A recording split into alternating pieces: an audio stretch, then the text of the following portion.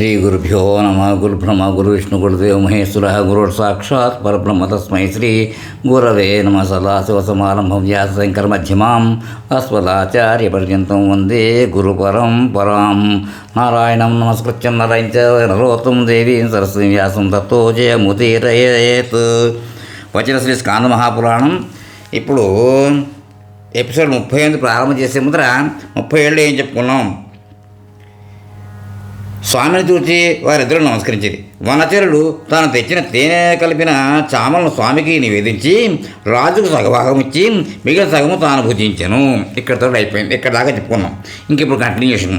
స్వామి పుష్కరంలో నీటిని తాగి రాజుతో కలిసి తిరిగి చామల తోటకు వచ్చి తన పర్ణశాలకు వెళ్ళాను. రాజు తన పర్ణశాలలో ఒక రాత్రి గడిపి తెల్లవారిన పిదప తన సైన్యం కలుసుకుని తన నగరంలోకి తిరిగి వచ్చాను. రాజు తిరిగి వచ్చే దారిలో రేణుకాదేవి ఉన్న వనమునకు వెళ్ళి అశ్వపై నుండి దిగి చైత్రశుద్ధ నవమిన ఆ రేణుకాదేవిని యథోచితంగా పూజించాను. ఈ విధముగా అర్చించబడిన దేవి మిక్కిలి సంతోషించి రాజుకు వరమిచ్చాను. ఒక పురుషునిపై ఆవేశించి ఇట్లా పలికిన, ఓ రాజా విను, నీ రాజ్యం ఇకపై ఎటువంటి ఆటంకములు లేనిదగును. నీ పేర ఇక్కడ రాజధాని నిర్మింపబడగలదు.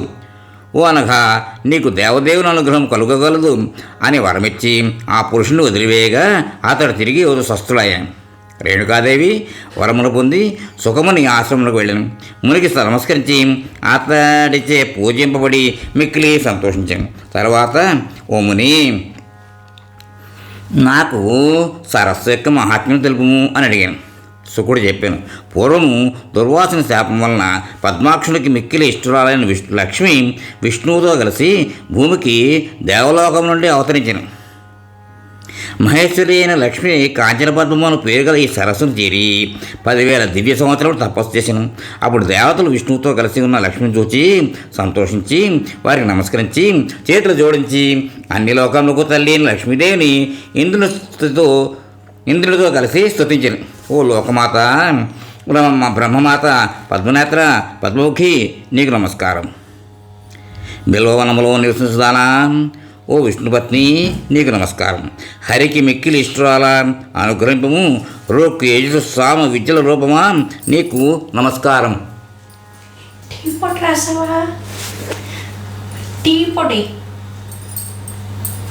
తర్వాత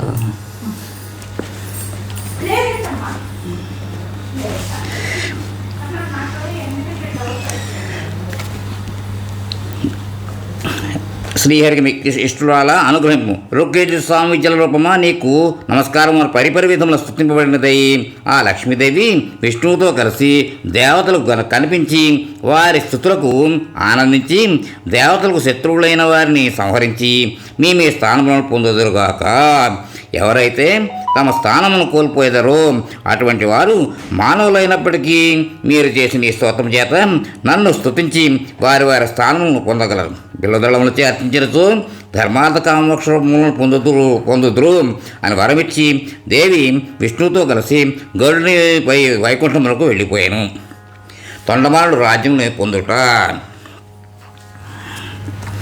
శుకుడు ఇట్లా చెప్పాను, ఓ రాజా, ఈ పద్మసరోవరము పాపమును నాశనం చేయను. దీని గురించి తలచినను, కొనియాడినను, స్నానం చేసినను మానవులకు సంపదలు కలుగును.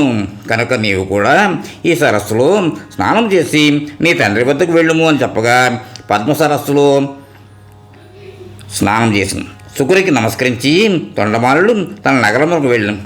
అతడి తండ్రి తొండమానుని యువరాజుగా చేసి 3 సంవత్సరములు అతనికి ప్రజల విశ్వాసం, బ్రాహ్మణుల పట్ల భక్తి మొదలైన విషయములను మంత్రులతో కలిసి ఆలోచించి తన స్థానంలో విధిపూర్వకంగా అభిషేకించాను. తర్వాత కుమారునికి నచ్చచెప్పి భార్యతో కలిసి అడవికి వెళ్ళాను. తొండమానుడు తండ్రి నుంచి రాజ్యమును పొంది పరిపాలించుతుండను. బోయవాని పొలంలో స్వామి వరాహ రూపమును పొందాను. ఆ వరాహమును చామల పొలములో చూచి ధనస్సు చేతుల్లో తీసుకుని బోయేవాడు వెంబడించాను. చంద్రునితో సమాన కాంతి గల వరాహము ఒక పుట్టలోకి ప్రవేశిస్తుండగా చూచి ఆశ్చర్యపడి కోపముతో పుట్టను త్రవ్వాను. ఆ పుట్ట మీద వరాహమును చూచి బోయేవాడు మూర్చిపోయాను. అది చూచి బోయవాని పుత్రుడు వరాహస్వామి స్తుతించను. ఆ స్వామి సంతోషించి బోయవానిపై స్వామి ఆవహించి, నేను వరాహస్వామిని, ఎల్లప్పుడూ ఈ పుట్టయందు నివసించుతూ ఉందును కనుక ఓ రాజా, నన్నిచ్చట ప్రతిష్ఠించి పూజించు. పుట్టను నల్లని ఆవుపాలతో శుద్ధి చేసి దాని నుండి పైకి వచ్చిన రాతిపై ఈ భూమిపై ఉన్న వరాహమును ప్రతిష్ఠించి బ్రాహ్మణుల చేత వైకానసుల చేత పలు భోగముల చేత తొండమాను మహారాజు నన్ను పూజింపవలను అని పలికి బోయవాన్ని విడిచిపెట్టగా అతడు తిరిగి స్వస్థులయ్యను. తరువాత బోయవాని కుమారుడు తండ్రితో జరిగిన దానంతా చెప్పాను. ఆ విషయం రాజుకు చెప్పుడకై రాజద్వారం చేరి రాజు వారి సభలోనికి ఆహ్వానించి రాజు చేరాను. రాజద్వారం చేరిన రాజు వారిని సభలోనికి ఆహ్వానించి వారి రాక గల కారణం అడిగాను. వసువు చెప్పాను, ఓ రాజా వినుము అని జరిగిన యావదృత్తాంతము చెప్పి స్వామి తొండమానుడు ఎట్లు కొలవాలనో చెప్పినంత వివరించి, ఓ రాజా, దేవదేవుడైన ఆ స్వామి కోరిన దానిని నీకు చెప్పుటకై నేను ఇచ్చటకు వచ్చి తిని వరాహస్వామి చెప్పాను. అది విని తొండమానుడు మిక్కిలి విస్మయం చెంది ఆనందించను. తర్వాత పుష్కరుడు మొదలైన మంత్రులతో కలిసి చేయవలసిన దాన్ని గురించి చర్చించాను. పశువుల కాపులను అన్ని దిక్కుల నుంచి నల్ల ఆవులను, పుల్లావులను, దూడావులతో సహా వెంకటాద్రి వద్దకు తీసుకురావాల్సిందిగా ఆజ్ఞాపించాను. రేపే యాత్ర ప్రారంభమగునని గోపాలకులు చెప్పి మంత్రులను పంపించి వేసి మిగిలిన వారిని విడిచి అంతఃపురంలో ప్రవేశించాను. జరిగినదంతా తన భార్యలకు చెప్పి ఆ రాత్రి నిద్రించాను. కలలో శ్రీనివాసుడు కనిపించి బిలమార్గమును చూపించాను. తొండమానుడి పురంలో నుండి బిలద్వారం వరకు చిగురుటాకులు పరిచి దారి చూపాను. ఆ కళను గురించి మంత్రులు బ్రాహ్మణులను పిలిపించి వివరించి ద్వారం వద్ద చూడగా చిగురుటాకులు కనిపించాను. ఆ తర్వాత ఒక శుభముహూర్తమున తొండమానుడు అశ్విని నిర్వహించి బయలుదేరాను. చిగురాకులను చూస్తూ నెమ్మదిగా బిలద్వారం చేరి ఆశ్చర్యపడి అతడు ఒక పట్టణం నిర్మించాను. అంతఃపురం నందు బిలము చేసి ప్రాకారమును కూడా కట్టించాను.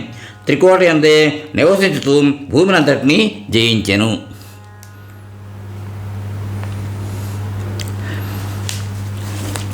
ఈ దేవదేవుడు చెప్పిన విధముగానే పాలతో ప్రక్షాళన మొదలైనవి చేసి చింత చెట్టు, సంపెంగ చెట్టును కాపాడినట్లు స్వామి రాజును ఆజ్ఞాపించాను. ఈ చింత చెట్టు నాకు స్థానమైనది, సంపెంగ చెట్టు లక్ష్మీదేవికి స్థానమైనది కనుక వీటికి రాజులు, ఋషులు, దేవతలు, మానవులందరూ నమస్కరించవలను. వీటిని సంరక్షించుతూ ద్వారము, గోపురంతో కూడుకున్న ప్రాకారము నిర్మింపం. విమానం మాత్రము మీ వంశములకు చెందిన నారాయణుడు అను రాజు నా భక్తుడై నిర్మించి బంగారంతో అలంకరింపగలను అని శ్రీనివాసుడు తొండమానుడికి చెప్పాను. ఆ విధంగా స్వామి చెప్పిన మాటలు విని ప్రాకారమును నిర్మించి వైఖానస వంశములో జన్మించిన ముని పుంగవులతో కలిసి స్వామిని అర్చించాను. ప్రతిదినము బిల మార్గము ద్వారా స్వామి వద్దకు వచ్చి అర్చించి రాజ్యమును ధర్మముతో పరిపాలించి సకల భోగములను అనుభవించను.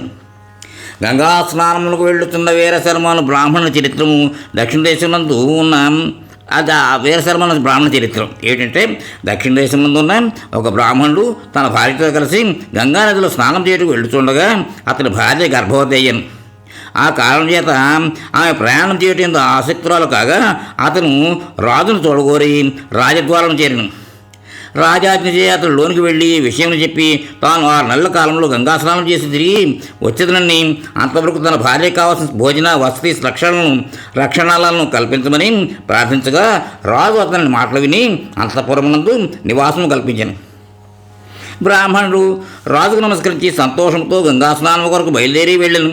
ముందు భాగీరథికి వెళ్ళి ప్రయాగక్షేత్రంలో స్నానం చేసి పిమ్మట కాశీలో 3 రోజులుండి గయకి వెళ్ళి పితృశ్రాద్ధమును పూర్తి చేశాను. తర్వాత అయోధ్యకు బదరీవనమునకు వెళ్ళి సాలగ్రామం చూచి తిరుగు ప్రయాణం చేసి 2 సంవత్సరములు గడిచిన తర్వాత చైత్రమాసం నందు ఒక శుభదినమున ఆ ద్విజశ్రేష్ఠుడు శుక్లపక్ష ఏకాదశి నాడు రాజు వద్దకు వచ్చాను. కానీ ఆ రాజు జరిగినది మర్చిపోయాను.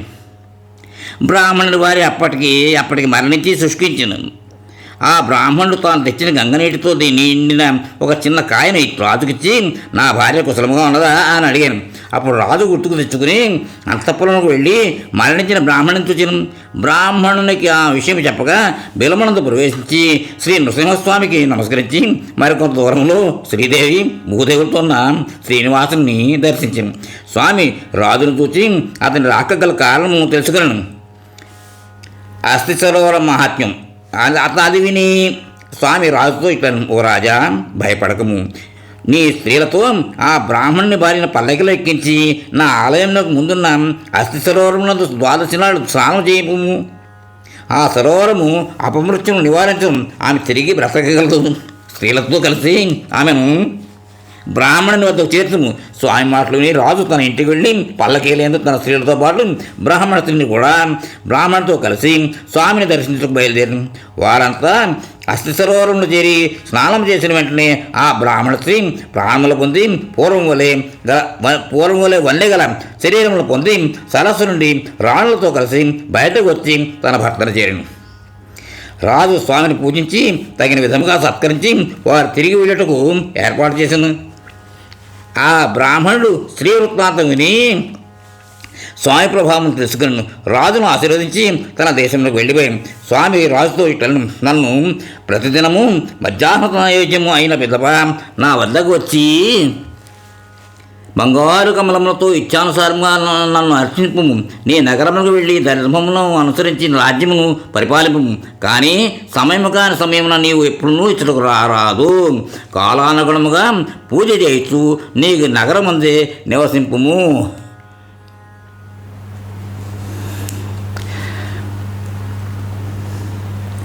రాజు స్వామితో అట్లేనని పలికి స్వామిని అర్చించుతుండడం. ఒకనాడు బంగారు కమ్మలపై మట్టి అంటిన ఒక తులసి పుష్పం రాజు చూచెను. కుర్ర గ్రామమునందు నివసించు భీముడను కుండలు చేయు అనే వృత్తాంతము ఏమిటంటే చెప్తున్నాడు. ఇప్పుడు అక్కడ రాజు స్వామితో జరిగినదంతా చెప్పి ఎవరు ఈ విధముగా అర్చిస్తున్నారో తెలుపు అని స్వామి ఇట్లను, కుర్ర గ్రామనందు ఒక కొమ్మరి తన ఇంటి అందే ఉండి నన్ను అర్చించను, ఆ పూజను నేను అంగీకరించను అని చెప్పగా ఆ రాజు కుమ్మరిని అంటే భీముని చూచుటకు కుర్ర గ్రామమునకు వెళ్ళాను.